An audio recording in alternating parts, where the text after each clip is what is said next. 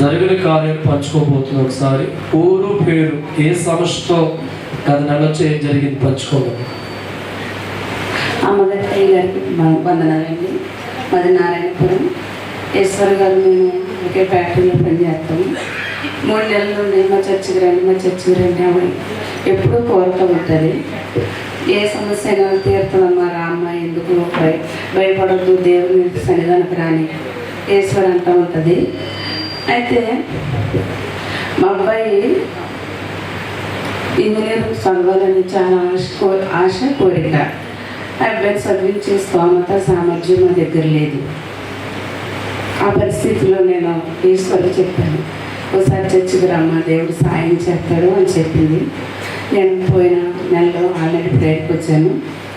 వచ్చి నేను ప్రార్థన చేసుకున్నాను, ప్రభు నా బిడ్డకి ఫ్రీ సీట్ రావాలి, చదివించే సామర్థ్యం మా దగ్గర లేదు, నీకు తెలిసిందే ప్రభు అని నేను ప్రార్థన చేస్తున్నాను.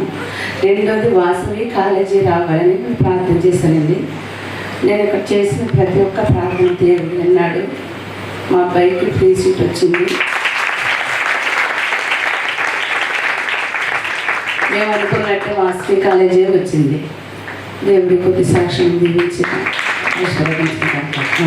మంచిది. వారు ఎన్నో దినాల నుంచి ఈ మందిరం రావాలని కోరుతూ ఉంటే చాలా దినాల తర్వాత వారు వచ్చారు.